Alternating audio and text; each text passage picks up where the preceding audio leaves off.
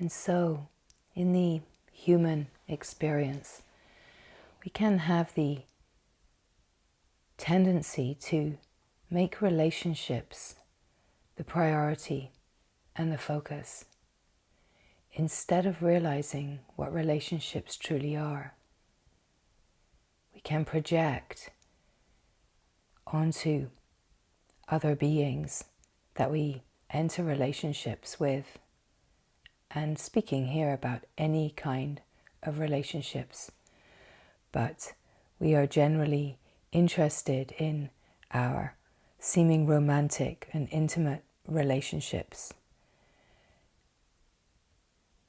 making a need for relationship a priority,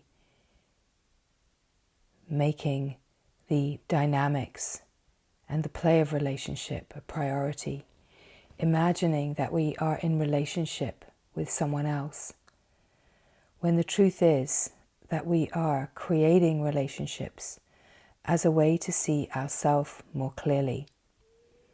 And that doesn't mean that the reflection is, if you see it, you are it. It's about, what does it bring up in you? What is being stirred in you? What do you have the possibility of seeing in this relationship dynamic? And so because we can enter into and be in relationships in a way, seemingly enter and choose relationships based on this needs met structure and a learned way of relating, which can often be unhealthy and entangled in this needs met structure and in our core belief in something lacking, something wrong with me, almost as if we can be looking for the piece of the puzzle that will make us whole. But relationships are this incredible opportunity to see ourselves more clearly, to meet the places in us that we wouldn't otherwise be able to see. So relationships are a reflection. They offer an incredible reflection. It is just to see it all from the true and clear perspective. That when we are seeing from the perspective of the me, the one who is self-involved, even self-obsessed, it's all about me, and there can be this projecting onto other beings, making others wrong, wanting others to meet our needs, wanting others to love us, wanting to be seen by others, when in truth there are no others. And everything that we are longing for in relationship, we can only give ourselves. We can only give ourselves the true relationship. And the true relationship is to know your own self, the being that you are, your essential nature. It is to know the oneness with your own purity, your own divinity, to know your oneness with love, with pure and perfect love. This is the relationship that we are truly longing for, to remember complete balance and harmony and union in the heart, and to remember our integral wholeness. And relationship dynamics are the means in the play of the world to support the flowering of the knowing of ourself when seen from the true perspective. So there is incredible power and possibility in relationship if we recognize that relationship is in service to our remembrance of love, our remembrance of the freedom that we are. When we do not give power to the relationship, and through relationship we are tested, will we give power to other beings? Will we give power to seeming others' permission, others' opinions and judgments, others' ideas? So much possibility for entanglement And when relationships feel hard, or when it seems like relationships are not working or failing, again, this can be an area where such projection can happen. And the projection can be onto the being that you're in relationship with. It can also be a projection into shame and guilt. It's never about the other person. It's never about the other one that you're in relationship with. It's always about your own inner functioning and how you are seeing, where you are seeing from. In the hearing of this, some beings can then feel like they have to stay in the relationship and keep working at it.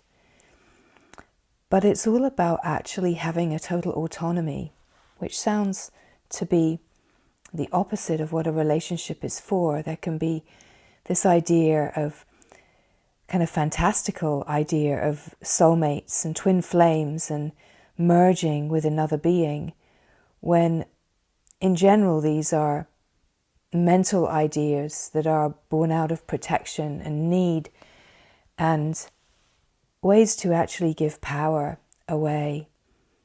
So there are so many subtleties in the play of relationship, and it's actually in truth about this autonomy, staying absolutely true to yourself and not losing yourself in the relationship.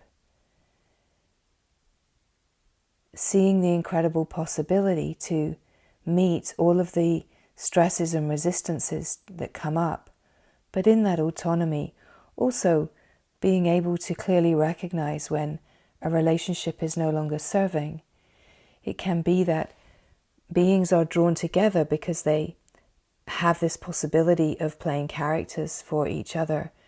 And then there's also the possibility of seeing that it has completed itself. At the same time, yes, it is possible to stay in one relationship if the foundation is truly rooted in love, and if both beings are committed to the work, if both beings are clear and happy and autonomous in the relationship, where there's no sense of fear or need or lack.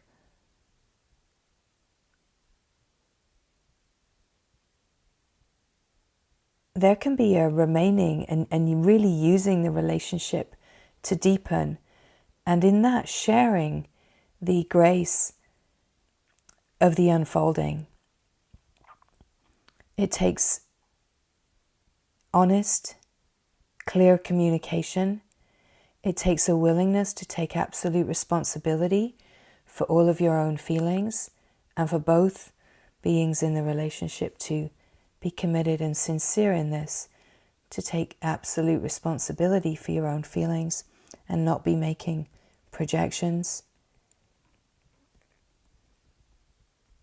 It can be incredibly enriching to journey through your inner world, and resistances and stresses in companionship can be very beautiful and supportive. And it's really about this willingness to be so honest with yourself and have an autonomy in yourself, to know that your heart knows, you have an intuitive knowing when a relationship is truly in service to the great remembrance, and when there is some kind of dynamics that are being played out from the needs met structure, and that the dynamics can be repeating the dynamics of the early life. And it is because through relationship dynamics that we created the misunderstanding and the beliefs about ourselves in our lack, in that there is something wrong, or I have done something wrong. That core deficiency has come about through relationship. And so it is in relationship that we get triggered and stirred, and there can be a repeating of these old dynamics in certain ways that stir the old feelings, giving us the opportunity to meet them. And it is to have this honesty, see the relationship as awareness, as the being, and have the willingness and openness to see where there is attachment and also see where there is aversion, but to see clearly and to recognize where it truly feels like a relationship is in service to the glory, and where a relationship is somehow diminishing.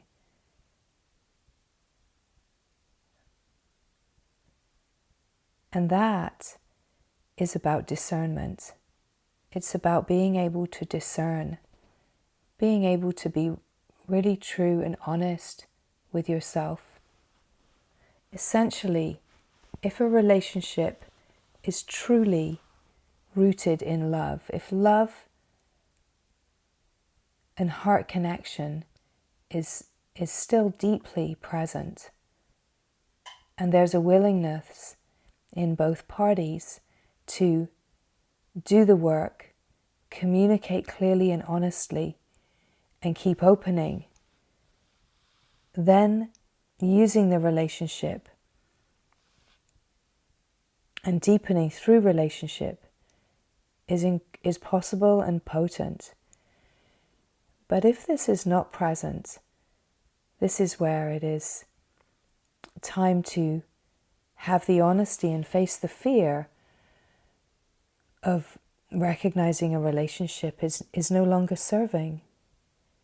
We can stay way too long in relationships that are not healthy. We can make projections and put blame outside of ourselves.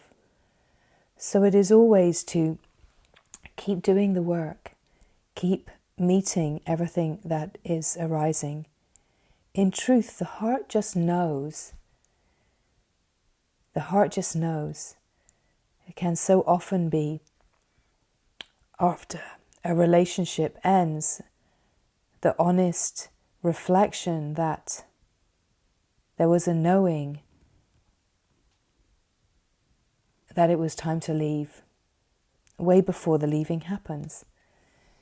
And so it doesn't actually matter, because even that part is part of the possibility of illuminating the patterns, how the needs met structure is involved, and how we are moving so often in relationship from fear, that we can in truth feel, even in relationship, very deeply alone, even after being in relationships for long periods of time. And that is because essentially the relationship is always with yourself. It's always about how are you with yourself? How are you loving yourself? How are you willing to be honest with yourself? How are you willing to listen to the truth of the heart? Where are you seeing from? Are you able to see that a relationship isn't some kind of fantasy story that you are trying to find a happy ending in? You're not trying to find yourself in someone else. This life is about discovering the truth of the heart, coming to face the deep loneliness and aloneness that all humans have when in separation.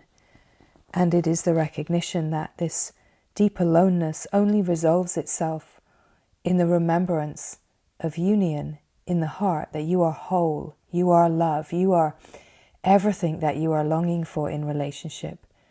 And it is only in the remembrance of this and allowing relationships to be a means for you to clear the obscurations and deepen into this remembrance. And then the relationships in the human realm can be so enriching because they are rooted in a remembrance of wholeness, where there are not two beings, not two egos playing ping pong, but there's this deep knowing of the one and a meeting in love, as love, where there is no need, desire, no need to project. There's nothing that is needed from the other, and yet companionship can be sweet, but it's not essential to play out the old ideas of relationships. It is indeed important to have the willingness to allow relationships to be fresh, be open to dynamics that feel true and alive. And so it is to see relationships from the true perspective and realize that relationships don't have to be any particular way.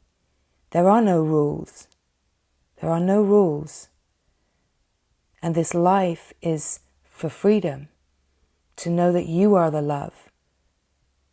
And relationships are a means to clear away the obscurations, see yourself more clearly, and to share in companionship the incredible celebration of the love that we are, meeting in the one heart, meeting in the remembrance of the one perfect being, the one perfect love, the great radiant shining glory that we are.